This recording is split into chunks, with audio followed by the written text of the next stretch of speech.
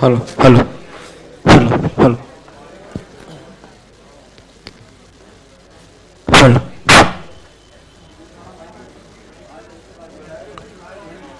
hello, hello, hello, hello, check, hello.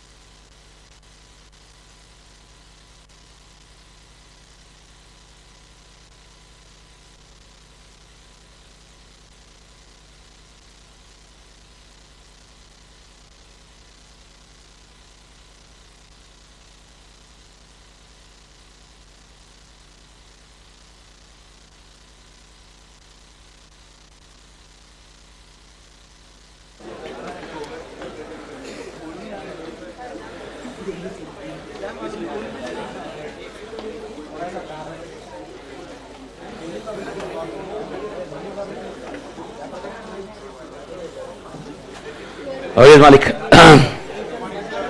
Good morning, good morning. Good morning, Malik. Tod Malik.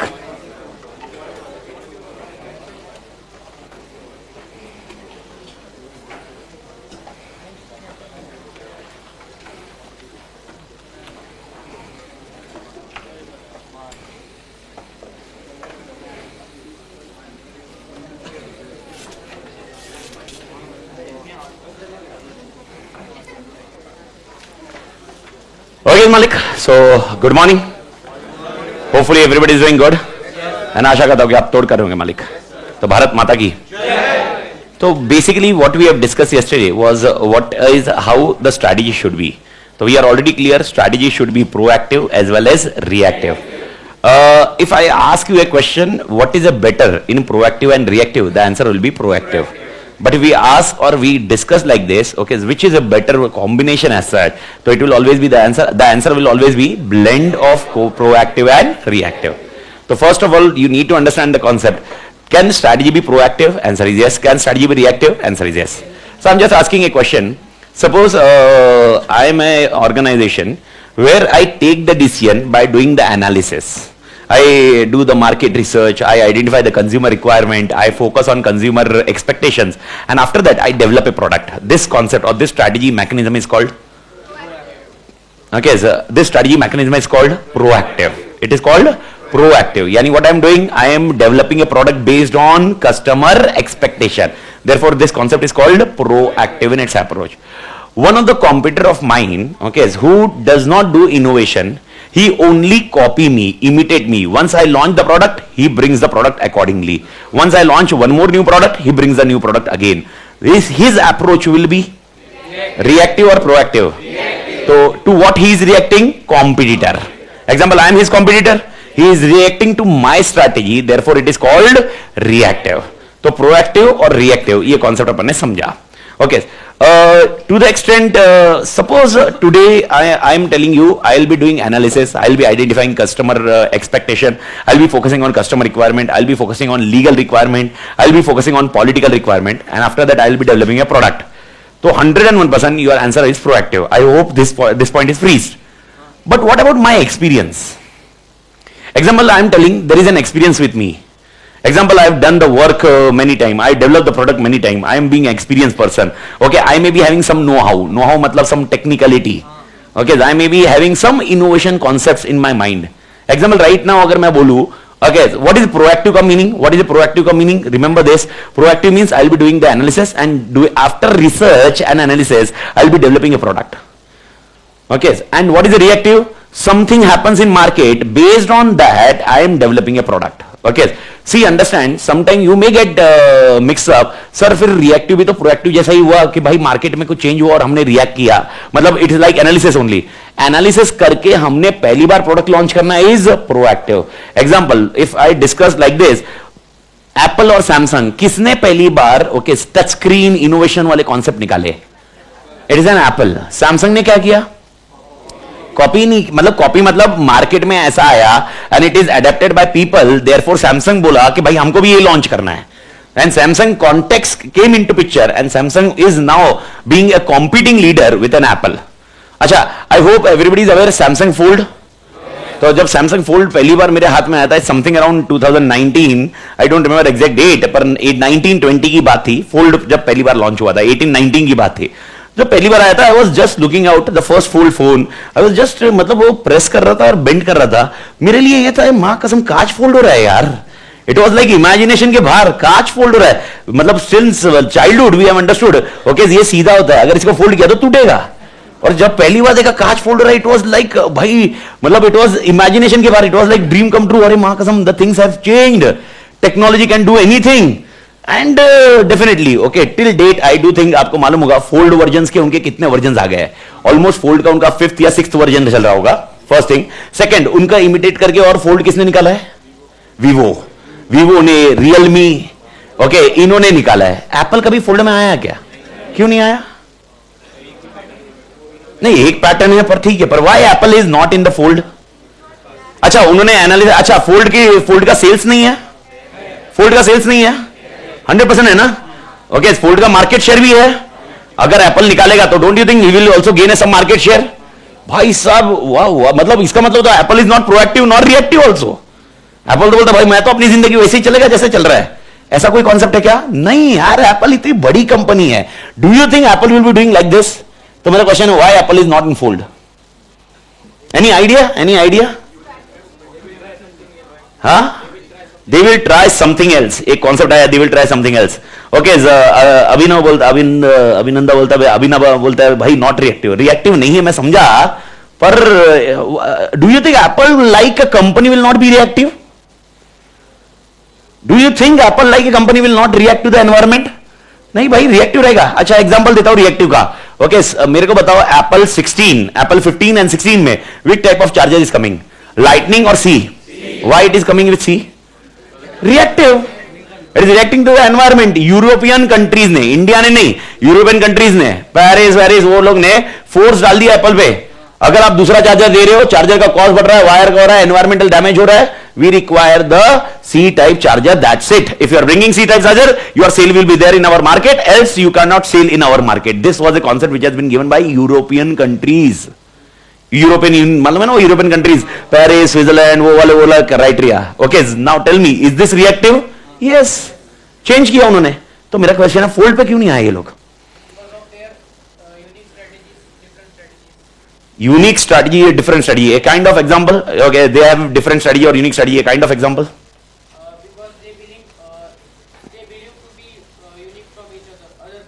Okay, he's saying they believe that we need to be unique from each other company. So my question, okay, definitely, I am also an Apple user, but I was not an Apple user. I shifted recently. Recently, मतलब in 2020, COVID के time पे. It is because of Prashant sir and Vinod sir. उन लोग ने Apple का लाया, otherwise I was Samsung lover since 2011, क्योंकि 2010 में मेरे पास पहला एप्पल लिया था मैंने, 3S करके एकदम इनिशियल मॉडल, और उसके बाद मेरी शादी हो गई। तो मेरे को पता चला कि भाई लाइफ में ऐसे प्रॉब्लम्स एप्पल के बाद आई है, मतलब समझ में आ रहा है, hope you understood.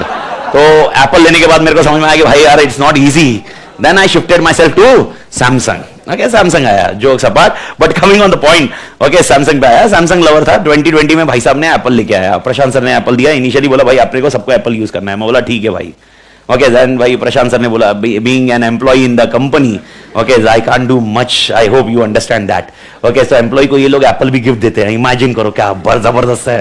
Okay, but Apple gift दिया, बोला भाई, उसके बाद से फिर एप्पल पे आ गया, और उसके बाद तो मेरा इकोसिस्टम ही एप्पल का हो गया, यानी I am having a tab of Apple, ये एप्पल, वो जो सारा सिस्टम है, सब डेटाबेस कहां पर, एप्पल में। ओके, सब कुछ है एप्पल के पास, मैकबुक है, टैब है, आईपैड है, मतलब वो एप्पल का वो ये जिससे भी ये कनेक्ट हो रहा है यार, ये दिख रहा है। Okay, everything is Apple, fold नहीं है। ओके, आई होप, मेरे ख्याल से इसका मतलब आपको बहुत सारा डेटा पता नहीं है। आपको पता है ये फोल्ड फोन जो है, ओके, इसका जो पेटेंट है वो किसके पास है, Apple. It is manufactured by Apple and it is sold to Samsung, Vivo, Oppo and other things. Search on Google, you will come to know. Okay, it is registered with Apple. Fold phone, fold display is a patent which is of Apple. It is not of Samsung. और ये सारे manufacture करके किसको देते हैं, Samsung को। Technically logic लगाओ, क्या तोड़ स्ट्रैटेजी है। अगर इन्होंने मैन्युफैक्चरिंग चालू किया तो कहीं ना कहीं इनका सेल्स इंपैक्ट करेगा वो सेल्स पे। ओके, अल्टीमेटली उनका सेल्स हो रहा है तो इनका तो प्रॉफिट बढ़ ही रहा है ना, बिकॉज उसका मैन्युफैक्चरिंग कौन करके दे रहा है, ओके, एप्पल। उनकी पूरी यूनिट्स है जो मैन्युफैक्चरिंग करके दे रही है, पेटेंट का पैसा ले रही है। ओके, बात खत्म। आप इमेजिन करो, आपको और मुझे नहीं पता, रीजन सिंपल है, because we are not into that environment. हमारे लिए तो फोल्ड जिसने निकाला उसने निकाला। एप्पल बोलता मेरे को क्या प्रॉब्लम है, मेरा जब तक इमेज है तब तक I am not worried, and दूसरी जगह से मेरा प्रॉफिट चल ही रहा है, तो प्रॉफिट हो। अरे पेटेंट का यू डोंट, मतलब you are not aware about the numbers also, I am telling you. तो now the question comes here, what I want to tell you is, suppose I will be reacting, I will be doing the analysis in the market. After analysis, I will be bringing a product, that for sure. But, okay, or if there is some change, I will bring that change also. Example, C port leke aaya Apple, that is basically what can be done. But my question is, what about my know-how? What about my technical knowledge? Okay, this is called, always this concept is called abundant strategy elements. What it is called? Abundant strategy elements. वापस ये कौन सा word है? Abundant strategy elements, यानी strategy बनाने के लिए ये मेरे abundant चीजें हैं। abundant मतलब जो मेरे पास रिसोर्सेज अवेलेबल है, अगर मेरे पास एक्सपीरियंस है, मेरे पास टेक्निकल नो हाउ है, this is also called a concept of abundant strategy elements. अगर मैं अभी एनालिसिस करता हूं and then I am bringing a product, this is called proactive. But what about my experience? Experience is not a part of proactive. Experience is called as abundant strategy element. Abundant strategy element. Okay, this is the concept which you need to be aware. That's it. उतना point ध्यान रखना. तो अगर मैंने आपको कभी बोला आज मेरे पास ये है, आज मेरे पास ये है, आज, तो what is a logic? It is a proactive, reactive? No. It is a strategy element, but it is called a abundant strategy element. I hope ये point clear है. What is the meaning of abundant strategy element? यानी आपके पास पड़ा हुआ है. Okay, ये proactive में भी यूज कर सकते हो, रिएक्टिव में भी यूज कर सकते हो, ये तुम्हारी चॉइस है. Okay, it is nothing to do with proactive and reactive, but make sure if I am saying I am doing some analysis, it will be called as proactive. Some change happen and I adopted is called a reactive. Okay, two things we have discussed yesterday. If you remember, strategy should be flawless. Strategy can be flawless. We have discussed this point yesterday. Strategy can be flawless? No, not at all. So strategy cannot be flawless. क्या अरे strategy में कितना भी रहा तो कहीं ना कहीं अरे अगर flawless होती तो मां कसम reactive लगता ही नहीं ना. Why we require a reactive strategy element? Why we require a reactive strategy? Because there can be a flaw in strategy. Why there can be a flaw in strategy? Because we are doing analysis of environment. And environment is static or dynamic? बात खत्म. That's it. That is the phase you need to understand. So boss, you need to understand. Strategy can never be flawless. Okay, can strategy replace management? Okay, so never at all. Okay, we have discussed this also, that strategy is a concept which can never replace a management. तो management आपको लगेगा ही, यानी example आप बोलोगे मेरे पास बहुत तोड़ strategy है, लेकिन वो स्ट्रैटेजी इंप्लीमेंट करने के लिए, इवैल्यूएट करने के लिए, सारी चीज करने के लिए कौन लगेगा? मैनेजमेंट. आई होप ये पॉइंट क्लियर है. तो ठीक है, अपने एक बार नोट्स में आ जाइए. नोट्स में आ जाइए, पेज नंबर 1.2 पे आ जाइए, पेज नंबर 1.2 पे आइए। ओके, इन लार्ज ऑर्गेनाइजेशंस के नीचे आपने लिख दिया, in large organization strategy is formulated by at which levels? 3 levels. कौन से 3 लेवल्स? मैं शॉर्ट फॉर्म लिख रहा हूं, आप फुल फॉर्म लिखोगे। Corporate level, business level, functional level. आराम से लिखा, फुल फॉर्म लिख लो एक बार।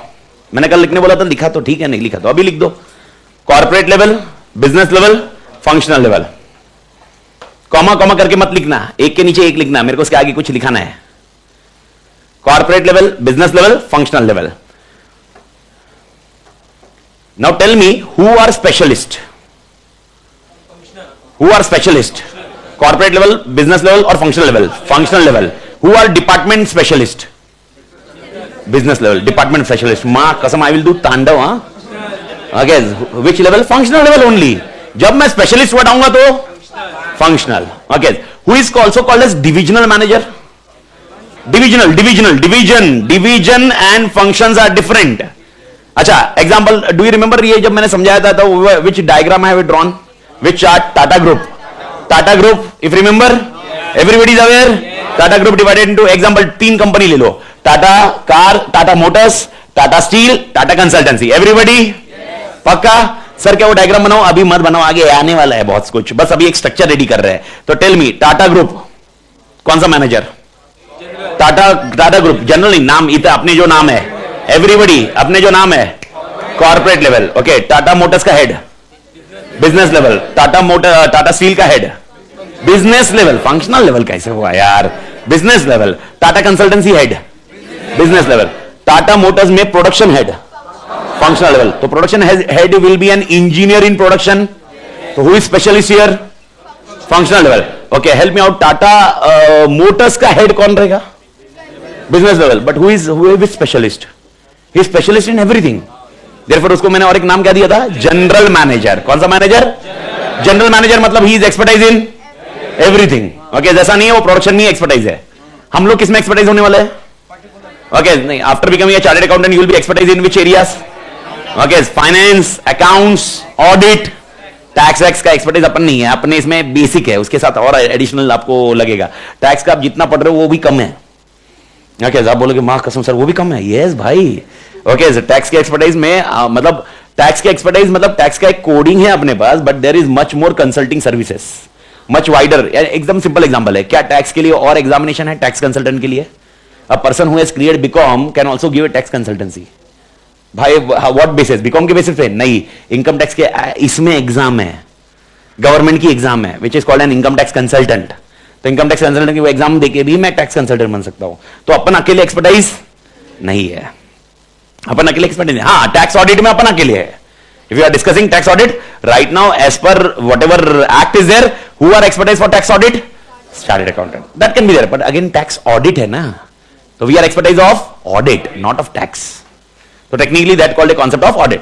तो अपन expertise है तो अपन कौन से मैनेजर बन सकते हैं अगर इसी लेवल पे बने तो? ओके, इसी लेवल पे बने तो अपन कौन से लेवल के मैनेजर बन सकते हैं? Functional level. और अगर आपको जीएम पे जाना है तो जीएम मतलब बिजनेस लेवल पे या कॉर्पोरेट लेवल पे जाना है तो आपको खाली अकाउंट्स वाला एरिया छोड़ना पड़ेगा।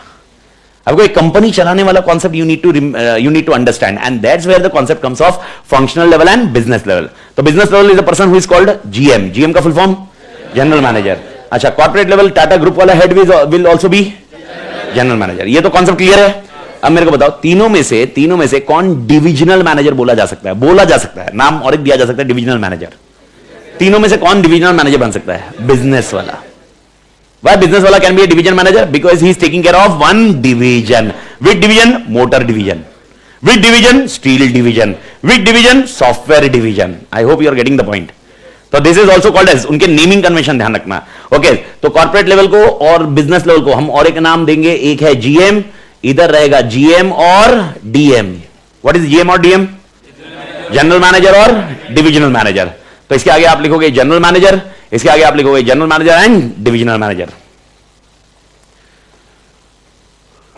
General manager, divisional manager.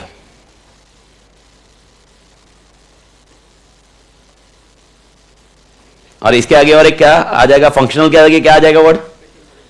Specialist.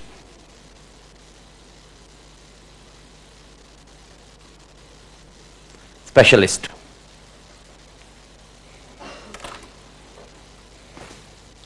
Specialist.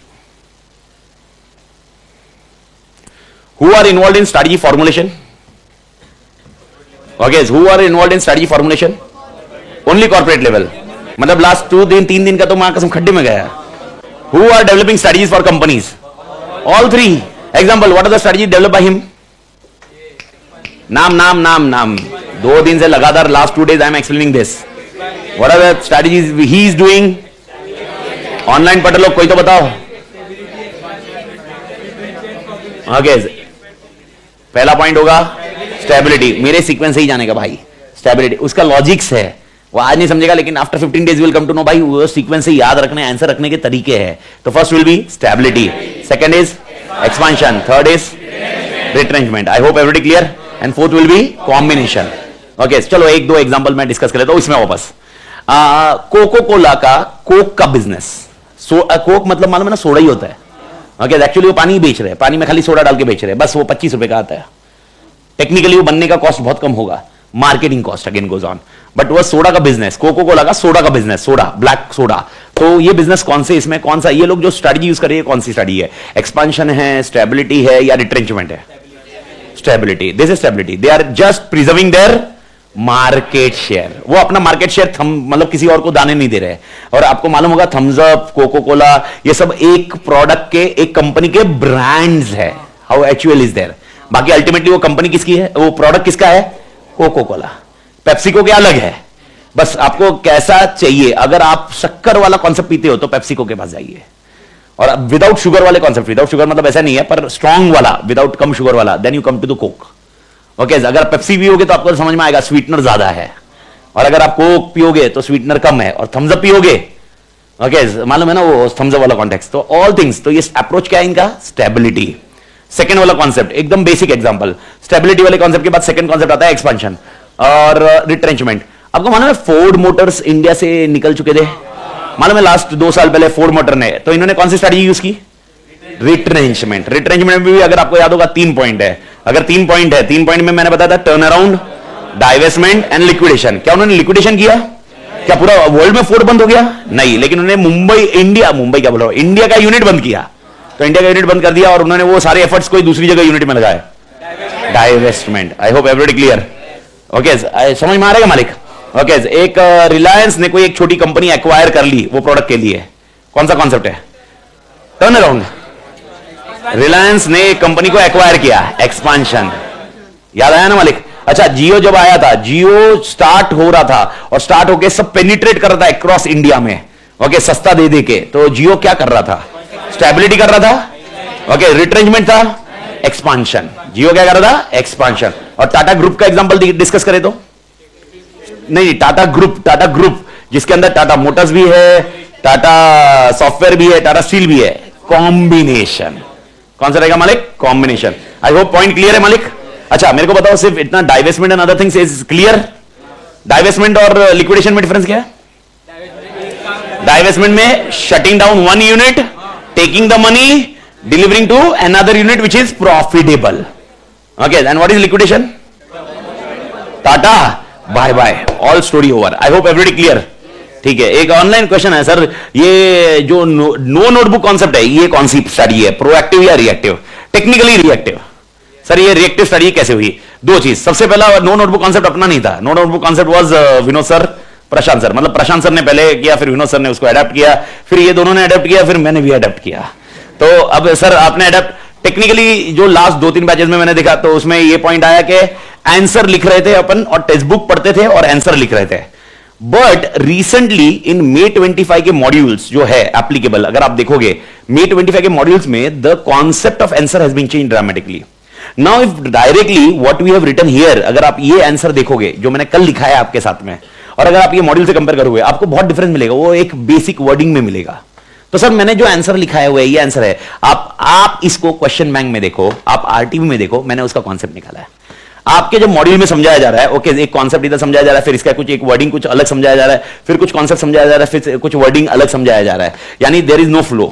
तो technically when I used to use the text book, okay, student उसको याद रखता था, और पिछले अटेम्प्ट तक मैंने आपको क्या बोला, it was very easy to रटोफाई, रटोफाई करो, बात खत्म करो। मेरे लिए तो वैसे ही था कि भैया आपको क्या करवाना है, याद करवाना है, और याद करो एंड आप एग्जाम में जाके वोमिट करके आओ।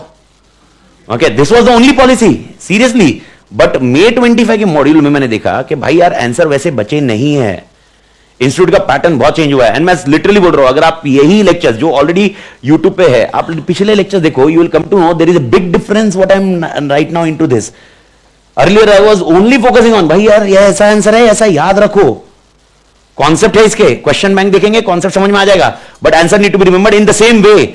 Right now okay the things are in different way, तो अपने को आंसर समझना पड़ेगा। तो बेसिकली मेरे को बताओ, मैंने ये no notebook concept strategy use की, वो कौन सी स्ट्रैटेजी थी, प्रोएक्टिव या रिएक्टिव? रिएक्टिव, क्योंकि एनवायरमेंट में कुछ चेंजेस हुए। ओके, आरटीबी में चेंजेस हुए, मॉड्यूल में चेंजेस हुए, आंसर्स के चेंज हुए, पैटर्न चेंज हुए। भाई मेरे को समझा, अगर मैंने ये डायरेक्टली टेक्स्ट बुक रख दी और मैं आपको समझाऊंगा भी, और मैं आंसर अपन क्वेश्चन बैंक लिखते थे, लेकिन वो क्वेश्चन बैंक है ना लिमिटेड ही होते थे ना, तो फिर वो इतना लिमिटेड लिख के फिर बाद में समझ में आया जो जो आंसर अपने को लगता है कि भाई ये लिखाना चाहिए, वो कॉन्सेप्ट हटा दो और वो अपन डिस्कस करेंगे और वो लिखना चाहिए। This was how concept of no notebook concept comes into picture. Okay, लेकिन इसके जन्मदाता मेरे नजरों में अभी हाल फिलहाल है विनोद सर, प्रशांत सर, क्योंकि इनके कॉन्सेप्ट में नो नोटबुक आया, पर इनके लिए बहुत ईजी था बिकॉज ऑफ प्रैक्टिकल। अपने लिए कॉन्सेप्ट क्या था, थियरी, बट वो थियरी के कॉन्टेक्स्ट में ये कॉन्सेप्ट अडैप्ट हुआ। आई होप ये प्रोएक्टिव रिएक्टिव का लॉजिक, सर आप प्रोएक्टिव नहीं हो, नहीं है भाई, किसने बोला प्रोएक्टिव ही खाली सक्सेसफुल होता है? और भाई किस, मतलब देयर आर मल्टीपल डेफिनेशन है भाई, हर आदमी का अपना अपना प्रोएक्टिव रिएक्टिव का कॉन्टेक्स्ट है। अपने कॉन्सेप्ट में प्रोएक्टिव का सिंपल सा लॉजिक है, माय ऑब्जेक्टिव इज सिंपल, अपने को डिलीवर करना है subject, first thing, second point I need to deliver concept, third point ultimately we need to score. Last result क्या है, मैंने आपको, मतलब आप किससे कभी भी बात करोगे ना, कितना भी कर लो, आपको रियल लाइफ में कितना भी नॉलेज आ जाए, लास्ट क्या है, ओके, एफएमएसएम का स्कोर, बात खत्म है ना कहानी। मतलब अल्टीमेटली आपको ही बोलेगा, नॉलेज लेना चाहिए अपनी रियल लाइफ में, आई नो वो भी ले रहे हैं, मैं नहीं बोल ही नहीं रहा हूं। अभी एग्जांपल मेरे को बताओ, since morning last half an hour में आपको एक पहला नॉलेज तो मिला ही होगा भाई, Apple is a registered patent for a fold phone. Okay भाई, नॉलेज आ रहा है, पर ये नॉलेज ये एग्जाम में थोड़ा ना आएगा।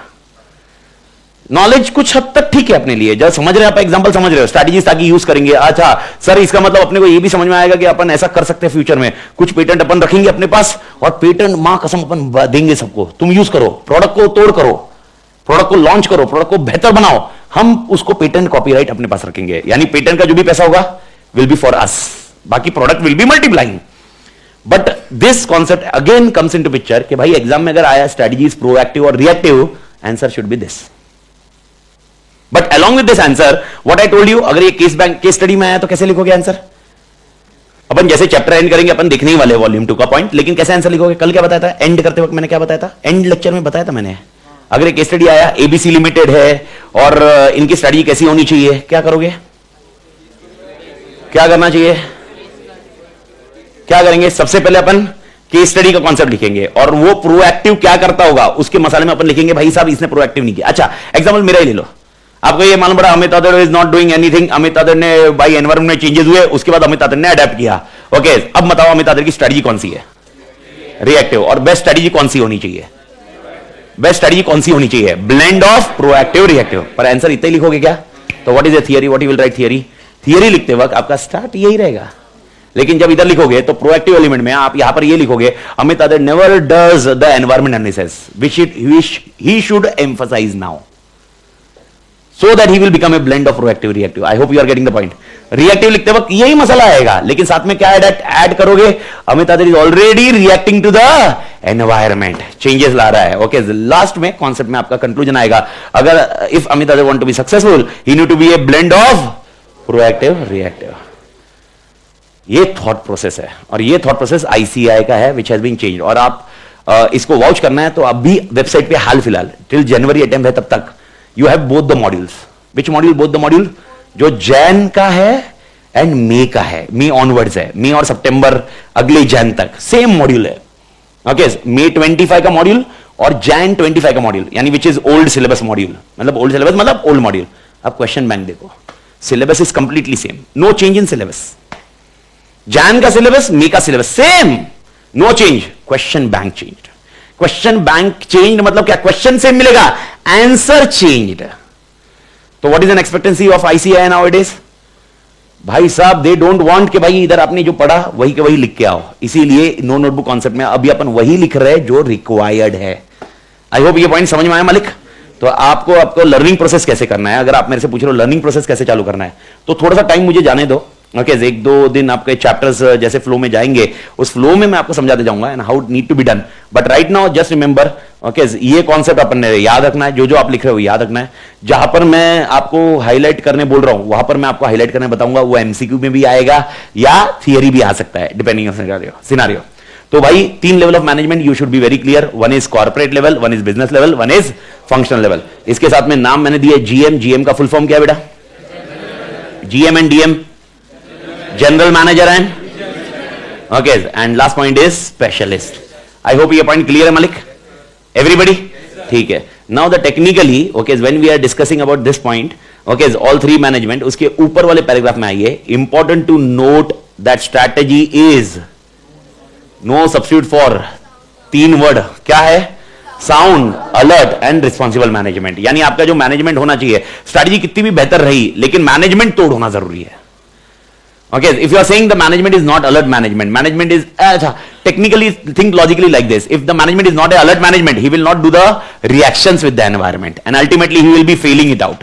So management should be alert, sound, and responsible. So technically, even if your strategy is superb, even if you are proactive, then also you require a management which is of 3 parts. Next, it must be recognized. Next, highlighting word. It must be recognized that strategy can never be. What is meaning of perfect? Perfect हो नहीं सकती, flawless. Okay, यानी आपने strategy बनाई, क्या उसमें error नहीं आएगा? आएगा। उसका कारण एनवायरमेंट, कभी भी याद रखो environment. What is the reason? Environment. Environment is dynamic. इसीलिए okay, flawless and optimal. It is in very nature of strategy that it is flexible and pragmatic. What is meaning of pragmatic? अच्छा, flexible मतलब what is flexible? जब चाहिए उसको change कर सकते हैं। तो स्ट्रैटेजी कैसी होनी चाहिए? रिजिड या फ्लेक्सिबल? फ्लेक्सिबल। स्ट्रैटेजी कभी भी फ्लेक्सिबल होगी because that is what is logic of reactive. I hope everybody clear. Pragmatic to take care of sudden emergency, यानी एडेप्टिव। एडेप्टिव, रिएक्टिंग, एडेप्टिव करना। ओके, यानी अगर कुछ इमरजेंसी आ गई यू नीड टू एडेप्ट। तो फ्लेक्सिबल एंड एडेप्टिव। बस adaptive की जगह वर्ड क्या आया? प्रैग्मेटिक। तो टेक्निकली वर्ड एडेप्टिव ही है। तो flexible and adaptive to take care of sudden emergency pressure and avoid failures and frustrations.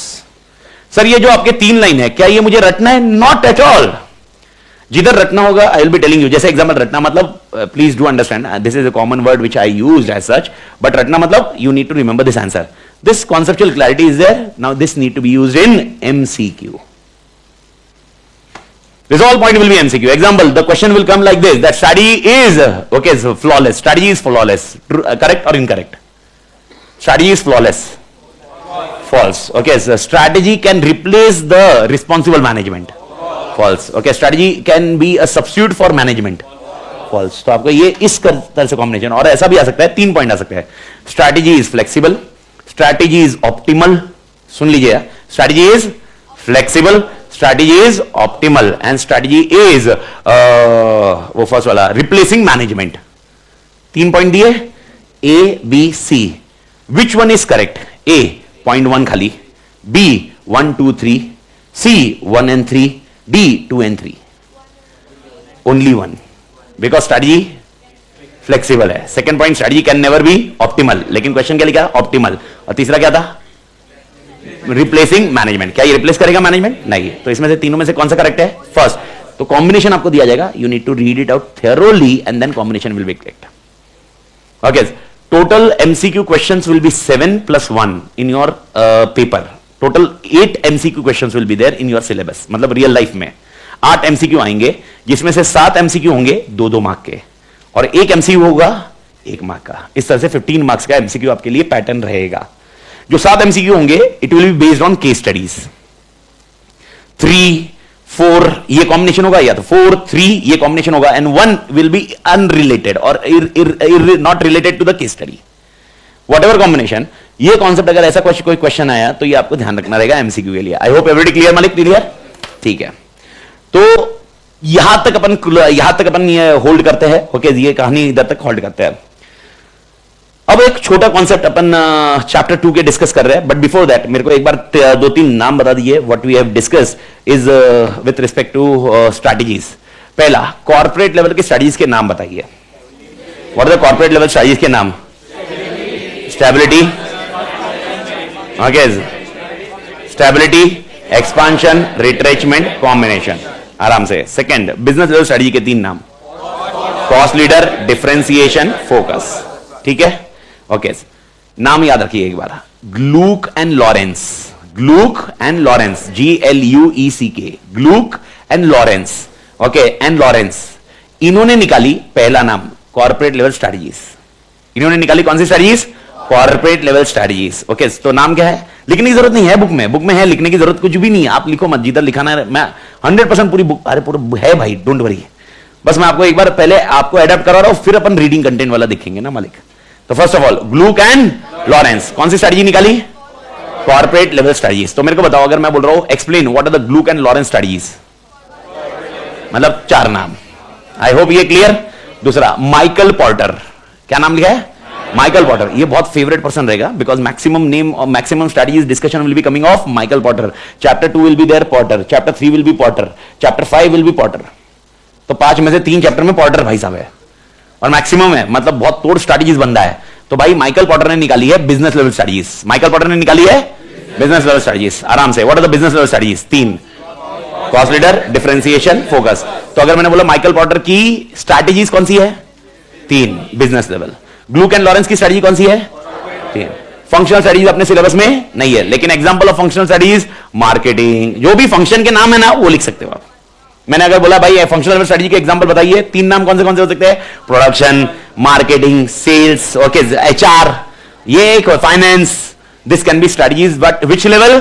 Functional level. ठीक है। अगर मैंने आपको बोला ग्रैंड स्ट्रैटेजी, मैं सारे नाम बता रहा हूं, एकदम याद रखना। ग्रैंड, GRAND, ग्रैंड, बहुत बड़ा। Okay, it is which strategy? 3 में से कौन सा लगता है कौन सी स्ट्रैटेजी होगी? Corporate level. डायरेक्शनल स्ट्रैटेजीज, जिससे मुझे डायरेक्शन मिलेगा, corporate, corporate, okay, corporate strategy, corporate strategy. Everybody clear? तो कॉर्पोरेट स्ट्रैटेजी के कितने नाम है? मतलब rather than I will ask reverse way, stability, expansion, retrenchment, okay, or combination will come under in which names? Corporate level strategies, Gluck and Lawrence, grand strategies, directional strategies। 4 नाम clear है मालिक?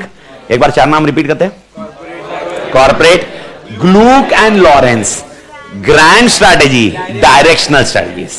Okay, second नाम business level strategies और Michael Porter strategies. कौन सा? Michael Porter. अब और एक नाम समझा रहा हूं, that is called competitive advantage के लिए स्ट्रैटेजी। ओके, किसके लिए strategy? Competitive advantage. Had anybody heard the word competitive advantage? Competitive advantage. What is the meaning of competitive advantage? Competitive advantage क्या है? Okay, अपोजिट से ज्यादा। अपोजिट मतलब कौन? कॉम्पिटिटर। अगर कॉम्पिटिटर से ज्यादा मार्केट शेयर आपके पास है, that is called competitive advantage. But मेरे को बताओ, मेरे इंडस्ट्री में सिर्फ मेरा एक ही कॉम्पिटिटर होगा या मल्टीपल कॉम्पिटिटर होंगे? तो फिर किससे ज्यादा? ओके, किससे ज्यादा? अगर मैं इसको टेक्निकली बता रहा हूं, ABCD, एग्जांपल दे रहा हूं मैं, एग्जांपल। ओके, अब मेरे को बताओ मैं किससे ज्यादा होना चाहिए तो कॉम्पिटिटिव एडवांटेज बोला जाएगा? एक इंडस्ट्री है जिसमें हम चारों कॉम्पिटिटर है, किससे ज्यादा होना जरूरी है? मैं A हूं, किससे ज्यादा जरूरी है ज्यादा होना? BCD, तीनों से ज्यादा। पर तीनों से ज्यादा मतलब टेक्निकली ज्यादा कैसे होएगा? मतलब ये पॉइंट है, एक रैंकिंग होगी, रैंकिंग। तो इसके लिए एक थियोरेटिकल आंसर याद रखिए। First theoretical answer, what is a competitive advantage? Competitive advantage means you are having an market share which is more than industry average. Which is more than industry average. Please do understand, which is more than industry. If you have a market share which is more than industry average, then it is called a competitive advantage. यानी example, if we discuss about the industry average, now tell me what is the industry average in 4 cases? 100 divide by 4। Industry average कितना आ गया? 25। तो 25 से ज्यादा आया तो competitive advantage. I hope everybody clear? तो टेक्निकली अगर मैं ऐसा बोलूं, 32% इसके पास है, 30% इसके पास है। ओके, ये 62 हो गया। फिर 20% इसके पास है, 20% इसके पास है, 20 नहीं 25% इसके पास पकड़ते अपन। 25% कितना हो गया अभी? 87 ना, और ये 13% है। तो मेरे को बताओ कॉम्पिटिटिव एडवांटेज किसके पास है? खाली ए के पास है, ए और बी, ए और बी। टेक्निकली ए और बी हो गया ना, because what is the definition of competitive advantage? More than industry average. Now what is the industry average here? 25%। और 25% ये कंपेयर करेंगे तो अपन को 2 जन मिल गए। This can never be a solution that 2% is having competitive advantage. It can B only 1। जंगल का एक ही शेर हो सकता है। ओके, कॉम्पिटिटिव एडवांटेज सिर्फ एक ही के पास हो सकता है। तो थियोरेटिकली तो अपन गलत जा रहे हैं। तो टेक्निकली इसको कैसे याद रखना है? कॉम्पिटिटिव टेक्निकली मतलब अपन कैसे इसको कैलकुलेट करते हैं? जो सबसे लोएस्ट मार्केट शेयर होगा या इग्नोरेंट मार्केट शेयर होगा उसको डिलीट हो जाता है। ओके, यूजुअली ये कैलकुलेशन का तरीका होता है। एंड देन ओके, अब मैं बोलूंगा इंडस्ट्री में खाली 3 जन है, क्योंकि ए के लिए डी मैटर ही नहीं करता है। क्योंकि ए जब कंपीट करता है तो क्या ध्यान में रखेगा? अरे 10-12% मेरे लिए मैटर नहीं करता, ये 10-12% कभी भी शिफ्ट हो जाएगा। लेकिन जो बाकी 30 और 25% है, okay, that is market share which will be targeted by whom? A. अच्छा, मेरे को बताओ, ए को 2 काम करने हैं। पहला, 32% से जाना नहीं चाहिए। 32% वो किसके पास नहीं जाना चाहिए? बी और सी। और एट द सेम टाइम ये जो बी और सी के 2 जन हैं वो किसके पास आने चाहिए? ए के पास। This is how the things will work. और मेरे को बताओ बी की स्ट्रेटजी क्या होगी? बी भी तो यही सोच रहा होगा। बी तो बी शांत होना, नहीं, उसको स्ट्रेटेजिक मैनेजमेंट करना है, तो I will not do anything. ऐसा होगा क्या? तो बी भी क्या सोच रहा होगा? भाई 30% मेरा जाना नहीं चाहिए, okay, but at the same time in लोग के शेयर मेरे पास आने चाहिए। This is something like which is happening. तो कॉम्पिटिटिव एडवांटेज एक पॉइंट ऑफ टाइम अपन ने कैलकुलेट कर दिया कि आज मुझे एडवांटेज है, लेकिन पूरी जिंदगी भर एडवांटेज रहेगा ऐसा नहीं होता है। एडवांटेज में शिफ्ट। तो कॉम्पिटिटिव एडवांटेज अपने पास एक ही बार आना चाहिए या कंटिन्यूस रहना चाहिए तो बेस्ट है। इसको वर्ड याद रखना, sustainability. Sustainability of competitive advantage. Sustainability of competitive advantage. तो मेरे को एक लास्ट और एक वर्ड दे दो, कॉम्पिटिटिव एडवांटेज क्यों आएगा आपके पास? मेरे को बताओ, ए के पास ऐसा क्या है जिसकी वजह से 2% मार्केट शेयर ज्यादा है? टेक्निकली अभी इसको थोड़ा सा और रिलेवेंट बना देता हूं। ये थोड़ा सा मतलब ये डिस्कशन करने में था। ओके, ए के पास ऐसा हो सकता है 50% मार्केट शेयर होगा, बी के पास 30% मार्केट शेयर होगा, सी के पास 10% मार्केट शेयर होगा या 15% होगा मार्केट शेयर, और डी के पास 5%। एक है रफली example. What is a reason why A is having 50% market share? Strategy only. Okay, अच्छा, तो इसका मतलब बी के पास स्ट्रेटजी नहीं है। अच्छा, बी बिना स्ट्रेटजी का काम कर रहा है कि कर रहा है स्ट्रेटजी के साथ? अच्छा, वापस आते हैं एक example. What is meaning of competitive advantage? Repeat, आराम से। मेजर मार्केट शेयर आप बोलोगे तो टेक्निकली आपको 50% के ऊपर जाना पड़ेगा। लेकिन किसी को अगर 40% है, इंडस्ट्री में कॉम्पिटिटर बहुत है, तो भी 40% can be a competitive advantage. I hope समझा मालिक? तो मेरे को बताओ, कॉम्पिटिटिव एडवांटेज मतलब इंडस्ट्री एवरेज से ज्यादा। Remember this word, industry average से ज्यादा। तो now my question comes, to achieve this competitive advantage, once I achieve the competitive advantage, do you think this competitive advantage should be only for one time or it should be continuous? तो point to be noted, मेरा question है, continuous competitive advantage होने के लिए word क्या बोला मैंने? एक sustainable. Competitive advantage should be sustainable मतलब आगे भी जाना चाहिए। एग्जाम्पल, आज बैच में मेरे पास कॉम्पिटिटिव एडवांटेज नहीं होगा, लेकिन अगले 6 महीने के बाद नहीं रहेगा, ऐसा थोड़ा है। तो मैंने स्ट्रेटजीज क्या करूंगा? तो भाई किसी और का शेयर लेने की कोशिश करूंगा ना। सेम लॉजिक विल हैपन ना मालिक, and this is what happens. तो कॉम्पिटिटिव एडवांटेज अगर कंटिन्यूअस रहा, then we are saying industry leader. It can not be only one time, अरे यार मार्केट शेयर आज बहुत भारी है, और क्या, ऐसा नहीं है। ये कंटिन्यूस होना चाहिए, ये ओवर ए पीरियड होना चाहिए, तब जाके आपको बोला जाएगा कॉम्पिटिटिव एडवांटेज कैसा है? सस्टेनेबल। तो क्वेश्चन को वापस रिपीट करके मेरे को कॉन्सेप्ट समझाइए। क्या ऐसा क्या कारण है कि भाई मिस्टर कंपनी ए के पास 50% है और बाकी सबके पास 30% है? Some example, you may give any example. What is the reason why A के पास मार्केट शेयर है?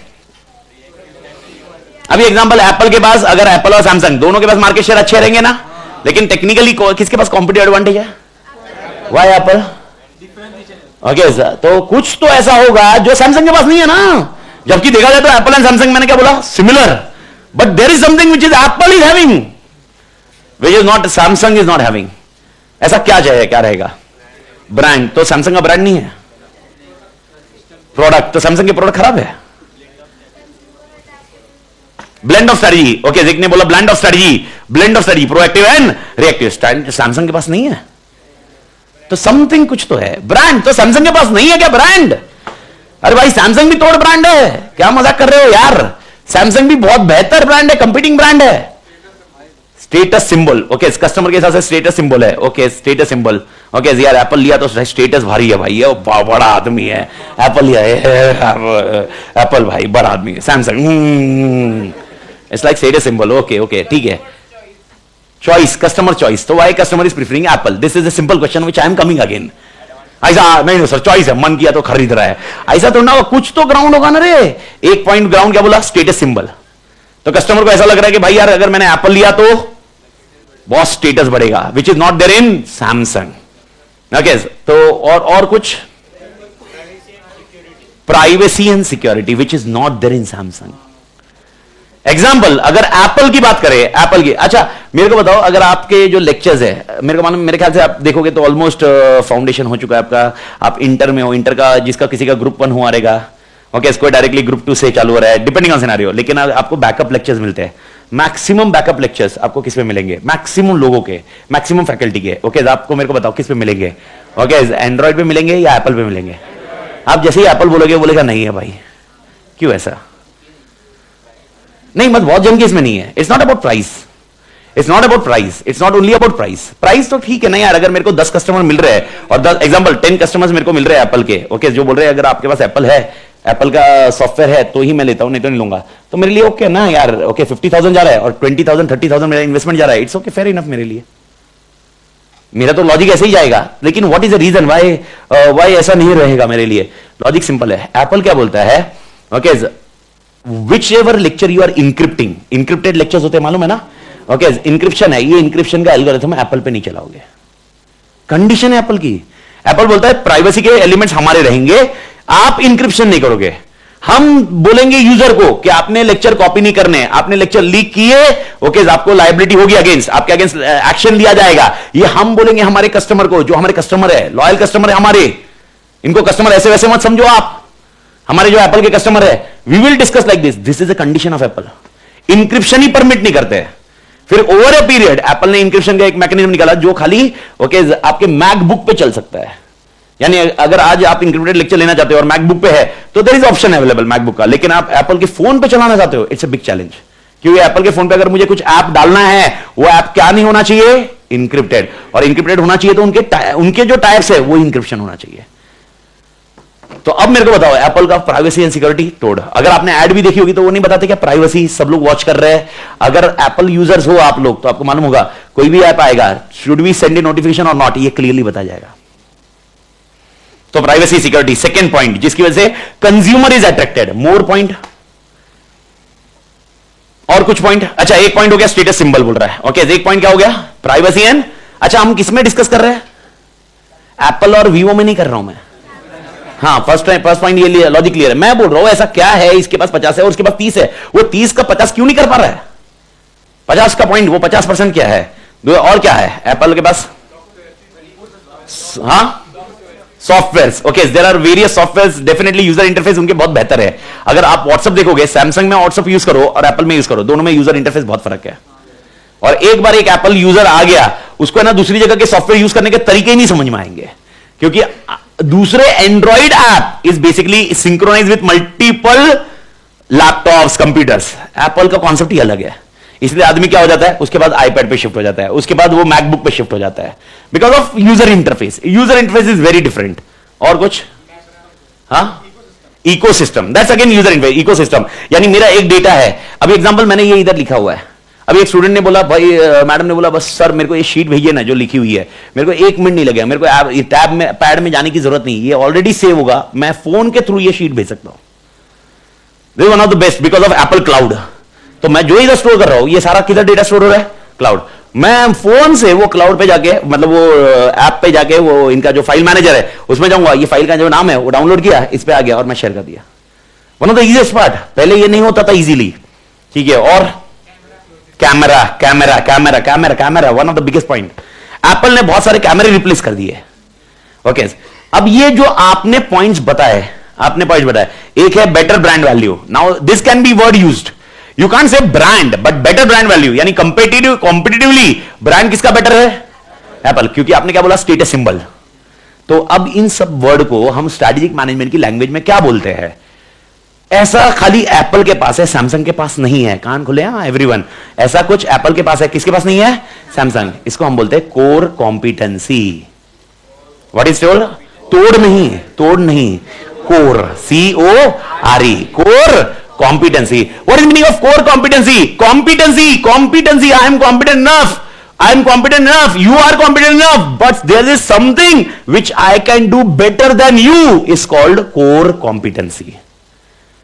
If anything I can do better than my competitor, it is called core competency. तो मेरे को बताओ, competitive advantage आना चाहिए कि नहीं आना चाहिए? कान खुले, मेरे को वापस चाहिए, आवाज नहीं आ रही है। competitive advantage आना चाहिए कि नहीं आना चाहिए? आना चाहिए। वो एक ही बार आना चाहिए या सस्टेनेबल होना चाहिए? What is the meaning of sustainable? Continuous. ये सस्टेनेबल करने के लिए हमारे पास क्या होना चाहिए? Core competency. What is meaning of core competency? A competency which is unique then my competitor. वापस आने चाहिए। ओके, वापस। मेरे को क्या चाहिए? मेरे को बताओ, मेरे को बिजनेस में क्या चाहिए? अच्छा, मेरे को बिजनेस में मार्केट शेयर चाहिए। सिंपल सा लॉजिक है। मार्केट शेयर को क्या बोल रहे हैं हम लोग? Competitive advantage. कम मार्केट शेयर चाहिए या ज्यादा चाहिए? तो मार्केट शेयर ज्यादा को नाम क्या दिया अपन ने? नहीं, competitive advantage. Competitive advantage one time चाहिए या सस्टेनेबल चाहिए? सस्टेनेबल के लिए मेरे पास क्या होना चाहिए? Core competency. कोर कॉम्पिटेंसी मतलब क्या? Uniqueness compare to my competitor. यानी ए और बी में कुछ तो यूनिकनेस होगा। किसके पास? ए के पास, जिसकी वजह से लोग किसके पास जा रहे हैं? ए। अभी और एक एग्जांपल दे रहा हूं मैं, सुन लीजिए। इट मे हैपन दैट ए में गिव सबसे सस्ता, ए में गिव सबसे, इट मे हैपन दैट सबसे गिविंग सबसे सस्ता is also a core competency which is not be possible with other. Parle-G, Maggi, do they have a core competency? Yes. मेरे को बताओ, क्या मैगी जैसे और कोई दूसरे प्रोडक्ट्स नहीं है? टॉप रेमन वगैरह आपने देखा होगा, बीच में तो मैगी का ब्रांड भी इंपैक्ट हुआ था, क्योंकि मैगी पे बैंड लगाया हुआ था। फिर भी मैगी वापस बहुत तोड़ उठ के आया ना। ऐसा क्यों था? क्योंकि मैगी के पास क्या है? Core competency. पहला पॉइंट है उसका मसाला। That is core competency, that is core competency, something unique than other. दूसरा सिनेरियो मोस्ट इंपॉर्टेंट, मैगी के कॉन्टेक्स्ट में क्या है? ओके, अगर आप देखोगे डिस्ट्रीब्यूटर, मेरे को बताओ अक्रॉस इंडिया में कौन से भी कोने में जाओ, मैं इंडिया की ही बात कर रहा हूं, बाहर भी जा सकते हो, तुम्हारी चॉइस है, पर अपन इंडिया तक ही सीमित रखते हैं। अक्रॉस इंडिया कोई भी कोने में जाओ, मैं आपको बता रहा हूं, आपको पार्ले-जी मिल जाएगा, मैं आपको बता रहा हूं मैगी मिल जाएगा। दूसरी चीजें मिलना थोड़ी सी मुश्किल होगी। आप उत्तराखंड के एक एक्सट्रीम एंड में जाइए, अब वो लद्दाख के एक्सट्रीम एंड में जाइए, आई am telling you what you will be getting, Maggi. Definitely उसके अंदर लोग की चॉइसेस अलग हो गई है, चॉकलेट मैगी, वो मैगी, मतलब आई डोंट नो, मतलब वो तो इरिटेटिंग लगता है। ठीक है, कुछ हद तक vegetable Maggi is okay, vegetable Maggi मतलब वो टमाटर डाल दिया तुमने, मटर डाल दिया, इज फेयर इनफ। बट उसके अंदर चॉकलेट, थम्स अप मैगी, मतलब वो इरिटेशन का पीक है। पर that is an again innovation which is nobody is, it is like सिपलाइन, कल वाला कॉन्सेप्ट, ग्लास का मास्क। ठीक है, वो कुछ लोग जो बोल रहे हैं भाई यार बहुत यूनिक है, लेकिन यूनिकनेस उन तक ही है। तो मेरा क्वेश्चन, ओके, मेरा क्वेश्चन एकदम सिंपल क्वेश्चन आ रहा है, कोर कॉम्पिटेंसी मतलब क्या? कोर कॉम्पिटेंसी मतलब क्या? Uniqueness over competitor. तो मेरे को बताओ, पार्ले-जी अक्रॉस इंडिया मिल रहा है, क्या उनके पास डिस्ट्रीब्यूशन नेटवर्क बहुत अच्छा है? That is again core competency. Okay, अब मैगी का भी example, that is again A core competency. I hope everybody clear with this point. आवाज नहीं आ रही रे? पक्का? अच्छा, पिज्जा हट या डोमिनोज गए होंगे? आई नो, मतलब everybody will be visiting pizza हट, डोमिनोज। अगर मैं पूना में पिज्जा हट में जाता हूं या डोमिनोज में जाता हूं, मेनली डोमिनोज, आज के डेट में डोमिनोज बहुत कम्पीट कर रहा है पिज्जा हट को। डोमिनोज में जाता हूं, डोमिनोज में मैं एक कुछ टेस्ट करता हूं पिज्जा, कोई तो एक फ्लेवर का पिज्जा टेस्ट करता हूं। ओके, चीज बस पिज्जा एक फ्लेवर का टेस्ट कर लिया मैंने। अब मैं एग्जैक्टली मुंबई जाता हूं, मुंबई के डोमिनोज में जाता हूं, क्या मुझे टेस्ट सेम मिलेगी? मैं उत्तराखंड के डोमिनोज में जाता हूं, क्या मुझे टेस्ट सेम मिलेगी? वापस I am resting myself to India, because इधर के फ्लेवर ऐसे हैं, बाहर के डोमिनोज में जाओगे बहुत अलग लगेगा, लेकिन टेक्निकली फ्लेवर सेम मिलेगा। This is again called a core competency. भाई this can be applied across India. यानी अब मेरे को बताओ, क्या उनके पास शेफ बहुत भारी है या उनके टेस्ट बहुत भारी है? पिज्जा के टेस्ट। अभी अगर आप बोलोगे शेफ बहुत भारी है, तो मेरे को बताओ शेफ फिर खाली एक शेफ सब जगह रह सकता है क्या? तो फिर ऐसा क्या है उनके पास जिसकी वजह से टेस्ट अक्रॉस इंडिया सेम है? कोर कॉम्पिटेंसी है, मेरे को समझा, मसाला है, पर मसाला बनाने को कितना क्वांटम चाहिए वो भी तो जरूरी है ना। नहीं समझ में आ रहा है? ठीक है, पिज्जा बनाने के लिए एक ब्रेड चाहिए, उसके अंदर चीज चाहिए, ओके, उसके अंदर टमाटर मटर सब चाहिए। अब मेरा क्वेश्चन है, ये सब किस कंपोनेंट में चाहिए, ये भी मैटर करता है ना। ये एक शेफ को बहुत भारी आता होगा, बट वो एक शेफ अक्रॉस इंडिया मिलेगा क्या? तो सब जगह कैसे वो बना सकते हैं? रेसिपी, रेसिपी मतलब प्रोसेस, ऑर्गेनाइजेशन का process, that something which is better than other. Okay, इसकी वजह से कोर कॉम्पिटेंसी होती है। तो कोर कॉम्पिटेंसी को वाइडर करना पड़ेगा। अगर आप बोल रहे हो अमित सर आप कॉन्सेप्चुअली तोड़ पढ़ा रहे हो, ओके कोर कॉम्पिटेंसी है, no, this is one of the competency. This is one of the competency. To have a core competency, it is a group of resources which is working together. It is not only product features which is core competency. It can be a core competency. One of the point to have a core competency unique than other, you require a group of competency which is unique. And that is called core competency का concept. तो सबसे पहले principally दिमाग में आज बिठा लेंगे एक कॉन्सेप्ट। पहला पॉइंट, मुझे मार्केट एडवांटेज चाहिए, इसको बोलते हैं कॉम्पिटिटिव एडवांटेज। इसको सस्टेनेबल बनाना है, ओके सस्टेनेबल मतलब लॉन्ग टर्म बनाना है। इसके लिए मुझे चाहिए कोर कॉम्पिटेंसी। और core competency over a period आती है, मेरे को आएगी। कोर कॉम्पिटेंसी के लिए मुझे सबसे पहले क्या करना पड़ेगा, कॉम्पिटिटर से क्या करना पड़ेगा, यूनिक। लेकिन मेरा क्वेश्चन है, क्या कल वाला एग्जांपल सिपलाइन वाला, आई होप एवरीबॉडी रिमेंबर सिपलाइन, ग्लास का मास्क, क्या वो यूनिक नहीं है? नहीं है वो यूनिक? अरे कॉम्पिटेंसी यूनिक है भाई। तो क्या बंदे के पास कोर कॉम्पिटेंसी आई क्या? तो it is not only unique, it is not only unique which is creating core competency, but it should deliver a value to customer so that it can be a core competency. यानी किसी और से unique होना भी काफी नहीं है, तो यूनिक के साथ क्या होना जरूरी है, वैल्यू। किसको वैल्यू देना चाहिए, कंज्यूमर, कस्टमर, तब जाके आपको क्या मिलेगी, कोर कॉम्पिटेंसी। ओके, अपनी स्ट्रैटेजिक मैनेजमेंट की कहानी है ना, इन शब्दों के इर्द गिर्द है। तो पहले ना ये 2-3 शब्द आप दिमाग में बिठा लीजिए, जितना भी बेस कॉन्सेप्ट रेडी हुआ है उस कॉन्सेप्ट को डील करिए। ओके, ये जैसे जैसे चैप्टर में आएगा will discuss more conceptual clarity on it, but right now few things we need to understand. क्या मुझे कॉम्पिटिटिव एडवांटेज चाहिए, है या ना?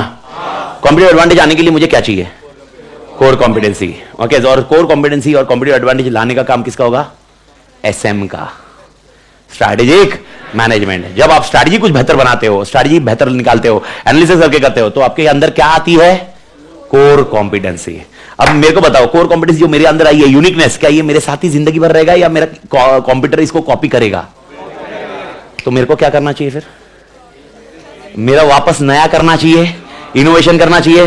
This happens with Apple, this happens with all cars. कोई भी नया फीचर आया, वीवो ओप्पो छोड़ेगा थोड़ा ना, वीवो ओप्पो तो अगले दिन कॉपी करेगा। तो मेरे को बताओ, फिर मेरे पास एप्पल है और इसके पास वीवो है, what is the difference between the features then? तो ओवर ए पीरियड एप्पल क्या करता फिर, इनोवेशन। डेफिनेटली 3-4 साल से इनोवेशन उनका खाली वो कैमरा छोटा करना, बड़ा करना, ओके इधर एक बटन डालना, उधर एक बटन डालना। तो टेक्निकली वो कोर कॉम्पिटेंसी लूज कर रहे हैं, बट उनके ब्रांड वैल्यू बहुत भारी है, इसीलिए वो सर्वाइव कर रहे हैं। It's only a loyalty factor which is coming into picture. Okay, that's the बाकी other than that I'm telling you, मैंने लास्ट 4 वर्जन यूज किए, चारों वर्जन में मेरे को डिफरेंस कुछ नहीं लगा। थोड़ा माइन्यूट डिफरेंस होगा, ओके कुछ इधर वो कुछ आ गया वगैरह वगैरह, but technical difference is big point. Okay, तो माय ओवरऑल स्ट्रक्चर, मुझे बताइए स्ट्रैटेजिक मैनेजमेंट क्यों करना चाहिए फिर फॉलो। अब मेरा क्वेश्चन एकदम सिंपल पॉइंट में जा रहा है, why we should follow SM. अच्छा, what is an SM, should I repeat right now? नहीं ना, जरूरत नहीं ना। एसएम का मतलब it is a managerial process, 5 stages, याद है ना?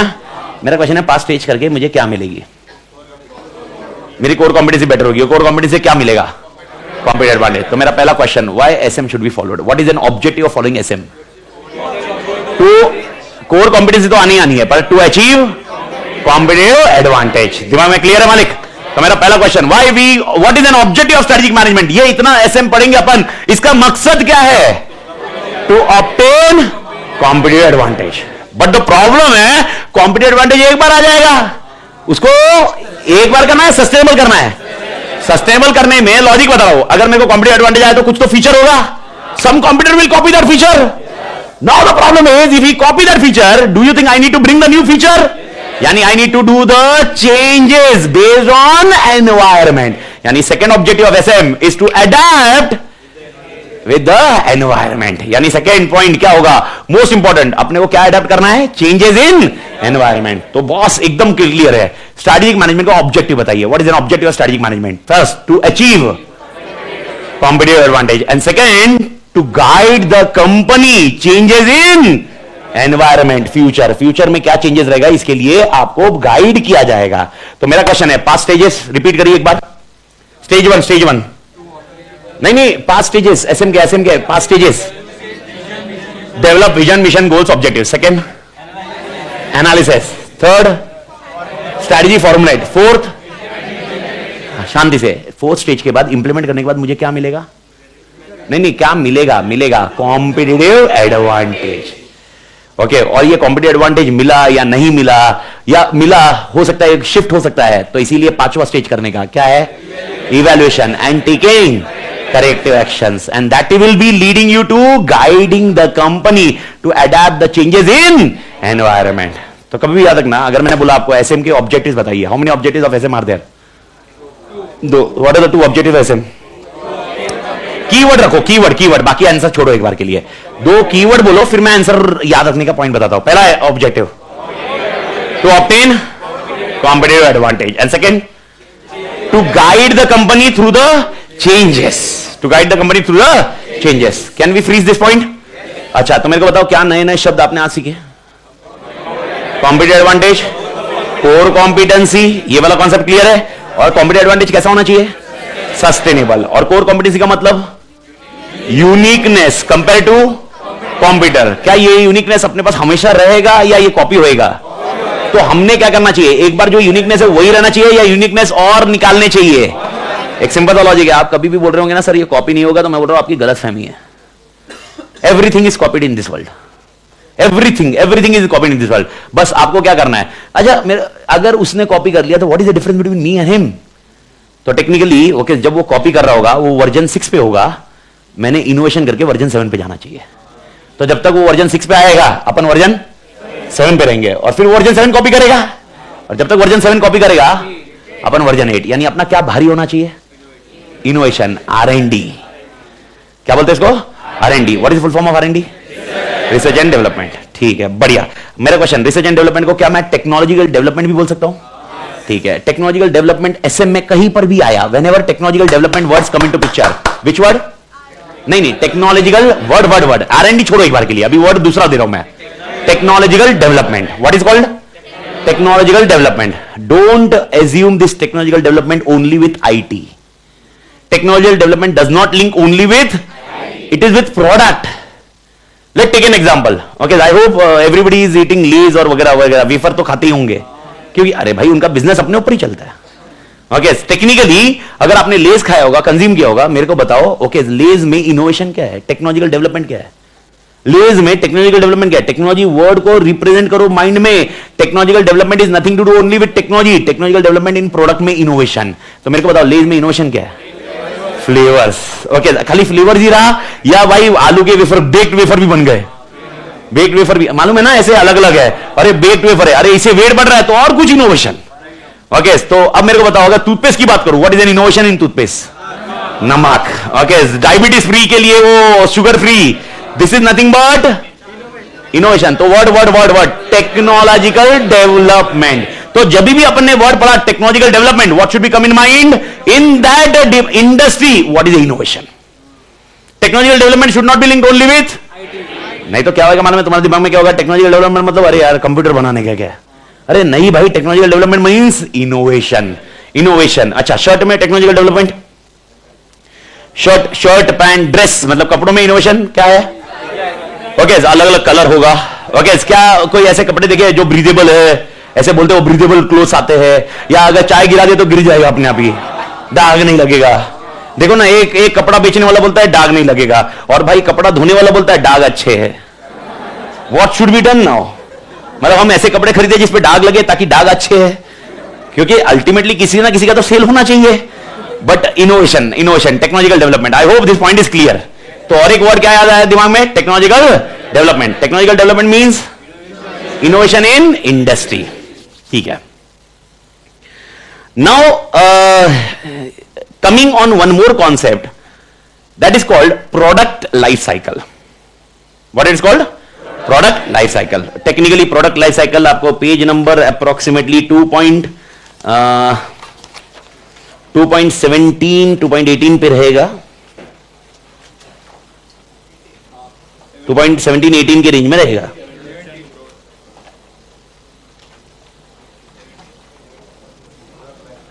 मिला मालिक? 2.17, 2.18 दोनों पेज पे है ना मालिक? ठीक है, इस पेज पे 2.18 वाले पेज पे आइए जिसमें डायग्राम बना हुआ है। आ गया मालिक? ठीक है। Now please do understand what is this product life cycle. This can also linked with business life cycle also. अब इसमें क्या बोला जा रहा है सुनिए। जब मैं कोई प्रोडक्ट निकालता हूं तो इसका एक लाइफ साइकिल है।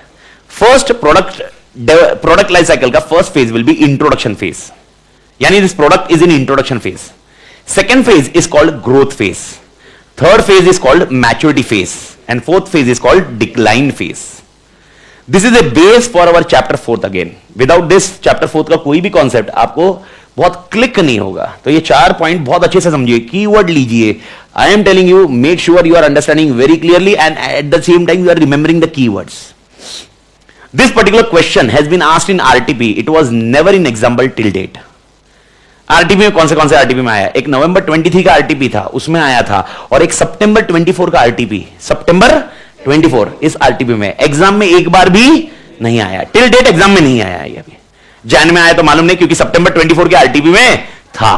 तो अपन को जैन का पेपर, अपनी जब क्लास चलेगी जैन का पेपर देखेंगे, will come to know whether सितंबर RTP का क्वेश्चन आता है कि नहीं आता है। अगर सितंबर का RTP का क्वेश्चन जैन में नहीं आता तो प्रोबेबली May 25 के लिए it will be more important, क्योंकि कोई क्वेश्चन अगर आ गया तो सर आ गया तो वापस इंपॉर्टेंट नहीं है, होता है भाई, बट रिलेटिवली कम, रिलेटिवली अगेन। तो sir what this life cycle comes into picture, everyone listen carefully. There are 4 phases और 4 stages. What are the 4 stages और 4 phases? Intro, growth, maturity, decline. वापस आते हैं, intro, growth, maturity, decline. Technically अगर आप देखोगे, एक एक्सिस जो है जहां पर सेल्स बनाया हुआ है और एक एक्सिस है टाइम बताया हुआ है। ओके, अगर टाइम और सेल्स को मैच करोगे तो पहला जब ये शुरुआत होता है प्रोडक्ट, यानी इसका जन्म होता है। Okay, there is a the product has been developed, the product has been research and developed. After that okay, it is your first phase, that is called introduction. Now when I say introduction phase, when I say which phase मालिक? Introduction phase. It is very slow growth phase. Basically, nobody is aware that this product is there in the market. Nobody is aware. Customers are not aware. This product introduction phase requires heavy advertising. I need to make you aware. No competitor. Why no competitor? Reason simple है, nobody is aware this product has been launched. So this particular person who has done the R&D about the product need to make everyone aware about this product. Therefore, this called concept which phase? Intro phase. सिपलाइन का भी एक intro phase था, लेकिन सिपलाइन की गड़बड़ ये हुई, उसके बाद डिक्लाइन आ गया। ओके, क्योंकि that product was not valued by customer.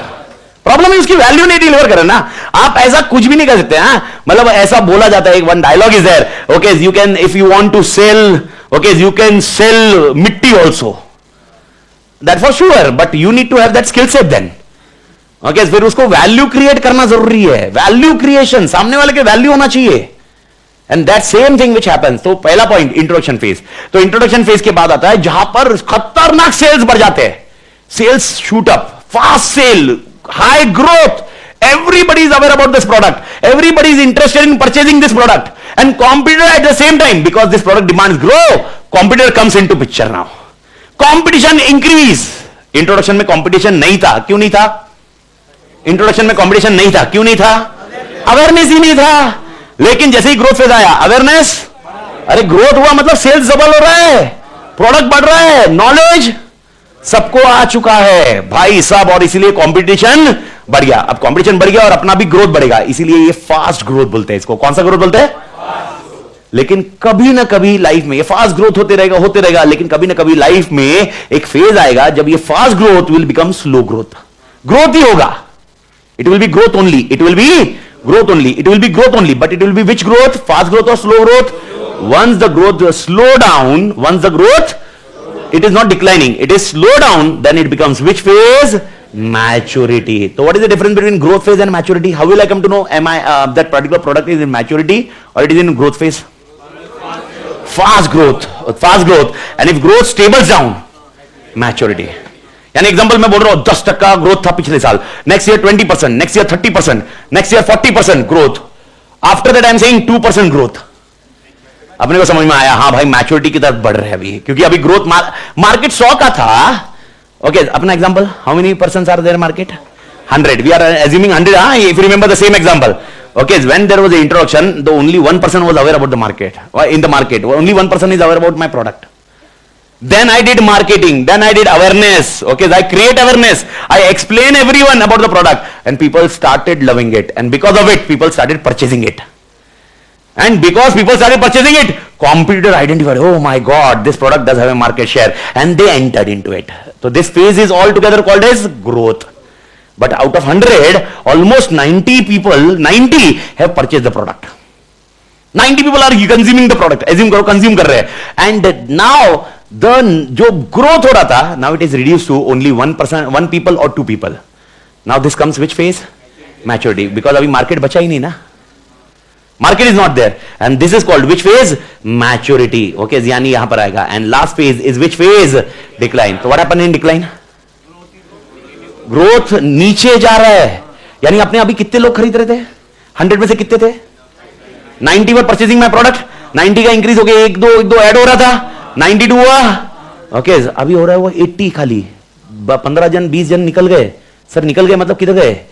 Shift हो. कॉम्प्यूटर नहीं. आप कंफ्यूज हो रहे हैं. इसका मतलब मैं आपको पढ़ा रहा हूं अभी product life cycle.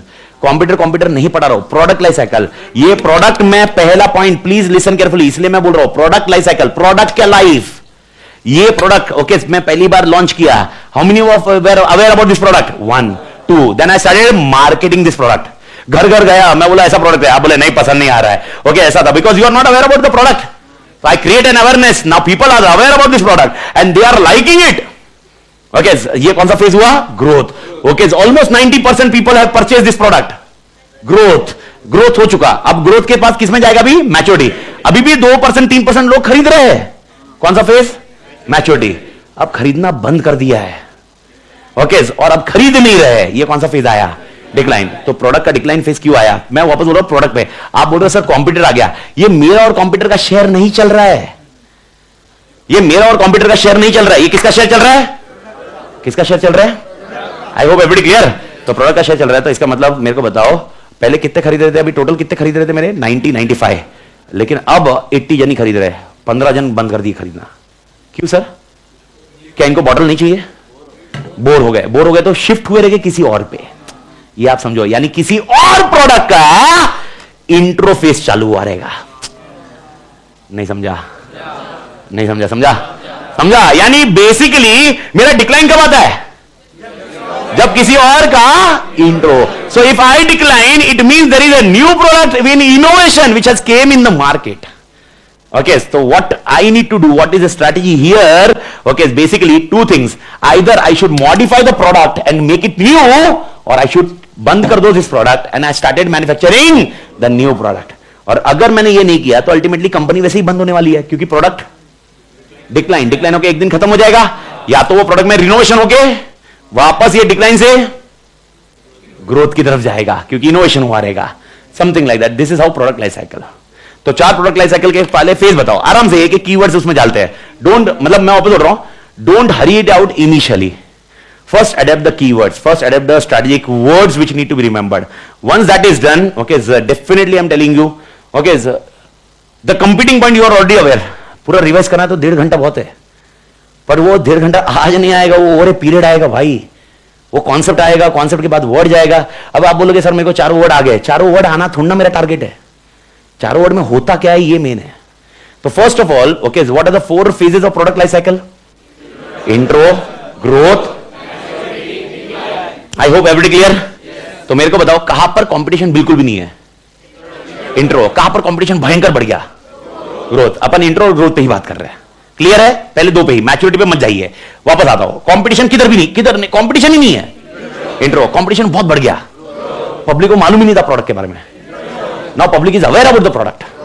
Okay, most importantly where price will be high? Growth और intro? It is intro. Because people ज्यादा यूज नहीं कर रहे थे, तो इसका मैन्युफैक्चरिंग कॉस्ट ज्यादा था. जैसे जैसे वॉल्यूम बढ़ा, मैन्युफैक्चरिंग कॉस्ट क्यों? Okay, it is nothing but an experience curve. What is meaning of experience curve? If you are aware about the word economies of scale. अगर मैं 1 प्रोड्यूस कर रहा हूं, मेरे को जो कॉस्ट जा रही है, और मैं 10 प्रोड्यूस कर रहा हूं, कॉस्ट जा रही है, किसमें मेरे को कॉस्ट पर यूनिट कम हो जाएगा? 10 करूंगा तो कॉस्ट पर यूनिट कम हो जाएगा। आप बोलोगे सर इसको कैसे example wise cost per unit के साथ में बताओ, विनोद सर लेंगे वो, ठीक है, वो विनोद सर बताएंगे कि अगर मैं 10,000 यूनिट मैन्युफैक्चर कर रहा हूं और 25,000 यूनिट मैन्युफैक्चर कर रहा हूं, किसमें कॉस्ट पर यूनिट कम हो जाएगा? 25,000। Okay, and that's where the concept of cost per unit comes into picture. एक सिंपल सा एग्जांपल है, इसी रूम में अगर मैं 10 जन को पढ़ा रहा हूं और इसी रूम में 200-300 को जो पढ़ा रहा हूं और इसी रूम में 500 को पढ़ा रहा हूं, किसमें कॉस्ट पर यूनिट कम होगा? 500। किसमें प्रॉफिट बढ़ेगा? 500 में। किसमें प्रॉफिट कम रहेगा? तो मेरे को बताओ कौन से फेज में कॉस्ट ज्यादा रहेगी? इंट्रो, बिकॉज वॉल्यूम ही नहीं है, सेल्स ही नहीं है ना। नहीं समझा? एवरीबडी अंडरस्टूड दिस पॉइंट और not? Tell me why price is high in intro phase? Why price is high in intro phase? Because there is no sales, there is no market, so cost per unit ज़्यादा. But when we enter into growth phase, does our experience increase? Okay, so experience says we can achieve economies of scales. Once the production unit increase, cost per unit decrease. I hope everybody clear with this point. पक्का? Okay, market बहुत छोटा किसमें और market ज़्यादा किसमें? Market is limited. Intro. Market is wider. Growth. I hope everybody clear. ठीक है, अब फेज शिफ्ट करते हैं. नाउ मेरे को बताओ ग्रोथ का rate, growth rate still now it is growth rate but it is slow down. Maturity, fast growth rate, growth समझ में आया? उसको ग्रोथ ही बोलने का. Fast growth, growth, slow growth, maturity. समझ में आया? आई hope everybody clear with this point. पक्का? कंपटीशन टफ किस में होगा? ग्रोथ में या मैच्योरिटी में? ओके, ग्रोथ में या मैच्योरिटी में? ग्रोथ में टफ होगा, मैच्योरिटी में टफ नहीं होगा. ग्रोथ में टफ क्यों होगा? ओके, दिमाग चाहिए, दिमाग लगाना पड़ेगा. इन ग्रोथ फेज मेरे को बताओ नया मार्केट आ रहा है कि नहीं आ रहा है? आ रहा है ना. तो अगर कॉम्पिटिटर ने एक मार्केट पकड़ के रखा हुआ है, हम एटलीस्ट नए मार्केट को तो फोकस कर सकते हैं. ओके, कंपटीशन किसमें बढ़ रहा है? कंपटीशन वाइडर, कंपटीशन बढ़ किसमें रहा है? When I am saying competition बढ़ किसमें रहा है, मतलब कंपटीशन इंक्रीज किसमें हो रहा है? ग्रोथ में. ओके, अच्छा, इसको एक छोटा सा ओफू देता हूं. ओफू only for understanding. It is like an example, not to be written in exam. Okay, now suppose initially there was only market A, जिसमें 10 ही लोग थे, जिसमें अपन ने प्रोडक्ट को इंट्रो किया, पब्लिक को पसंद आया. हम मार्केट ए से मार्केट बी में गए, क्या कंपटीशन भी बढ़ गया? यस. मार्केट सी में गए. अभी ये एग्जांपल है मार्केट के, अभी सब टोटल मिला के अपन 100 लोग ही लेंगे. लेकिन व्हाट हैपन, ओके, अगर यहां पर मार्केट बी में सपोज 20 है और सी में 20 है और ये दोनों मार्केट कॉम्पिटिटर ने खा लिए और अपने पास नहीं है, इसका मतलब मेरी लग गई क्या? मेरे पास अभी भी नया मार्केट ऑप्शन अवेलेबल है. कितने मार्केट, टोटल मार्केट कितना है अपना? 100. तो अभी भी नया मार्केट अवेलेबल है डी में. यानी इनको कॉम्पिटिटर को इधर करवाने दो, मतलब जो करना है whatever they need to focus on it. Okay, we can focus on the next market. तो मेरा क्वेश्चन है कॉम्पिटिशन इंक्रीज किसमें हुआ? ग्रोथ में. अच्छा, कंपटीशन किसमें नहीं था? Intro. Why? Because nobody was aware this product is there. But जैसे जैसे प्रोडक्ट के बारे में मालूम पड़ा बी मार्केट सी मार्केट में, तो कंपटीशन भी आ गया ना. ओके, लेकिन कंपटीशन इंक्रीज हुआ, लेकिन कंपटीशन टफ नहीं हुआ. में टफ और इंक्रीज में डिफरेंस है. इंक्रीज मतलब number of competitors people increases compare to intro phase. But imagine now D E and F, ये तीनों का, ये 20 का मार्केट, ये 20 का मार्केट, ये 10 का market, every market has been capitalized. Now no new market is there. Which phase comes into picture? Maturity. Now question, okay, if I want customer, what I should do now?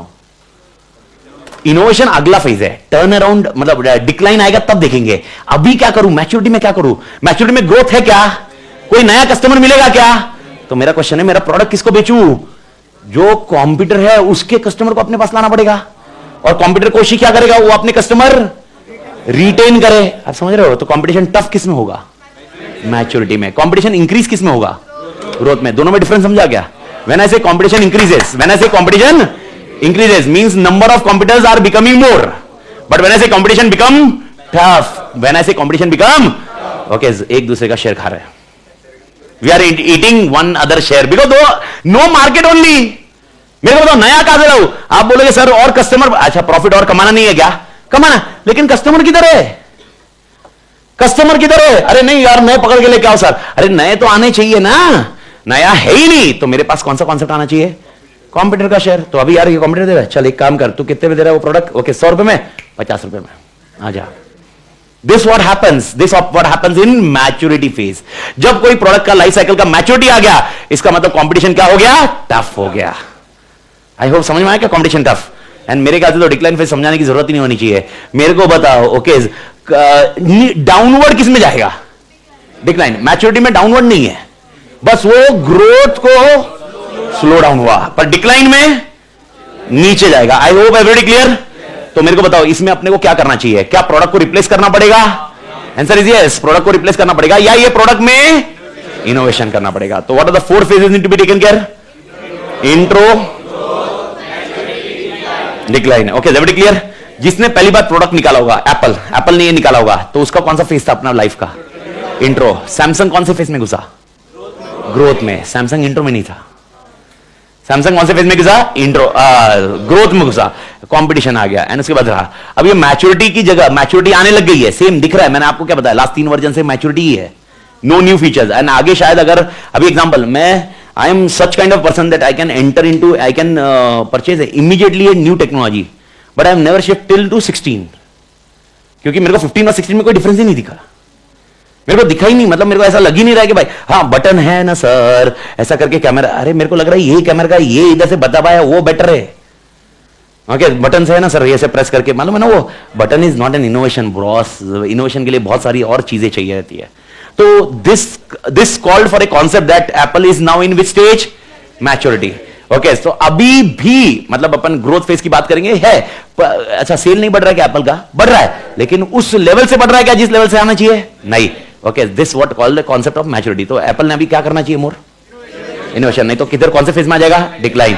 अगर दूसरा कोई बहुत बेहतर product देगा तो, अगर Samsung ने बहुत तोड़ इनोवेशन करके नया प्रोडक्ट बेहतरीन निकाल दिया, हो सकता है एप्पल वाले शिफ्ट हो जाए सैमसंग की तरफ। Again the person who are loving the features, ये द पर्सन रिक्वायर्स भाई ब्रांड, मेरे पास एप्पल आईफोन है, ये रखना है तो चीज ही अलग है ना यार। लेकिन अगर कोई फीचर्स के लिए स्ट्राइव कर रहा है तो किस पे शिफ्ट हो सकता है मालिक? सैमसंग। आई होप एवरीबॉडी क्लियर मालिक। तो प्रोडक्ट लाइफ साइकिल को कॉन्सेप्ट पक्का समझा मालिक? एवरीबॉडी पक्का? आपका एक छोटा सा होमवर्क है। ओके, ये वाला पेज का जो इंट्रो फेज 2.17 मिल रहा है, उसमें क्या लिखा है? फर्स्ट स्टेज लिखा है ना। ओके, उसके 2.18 में सेकंड फेज लिखा है, थर्ड फेज लिखा है, फोर्थ फेज लिखा है। ये चारों फेज आपको रीड करने मालिक। Is the point clear? See you tomorrow. ये प्रोडक्ट लाइफ साइकिल के ऊपर मैं 2-3 क्वेश्चन पूछूंगा and then will enter into experience curve. Okay, तो key take away, competitive advantage आपको याद रखना है, कोर कॉम्पिटेंसी याद रखना है, एंड प्रोडक्ट लाइफ साइकिल। हस्ता ला विस्ता।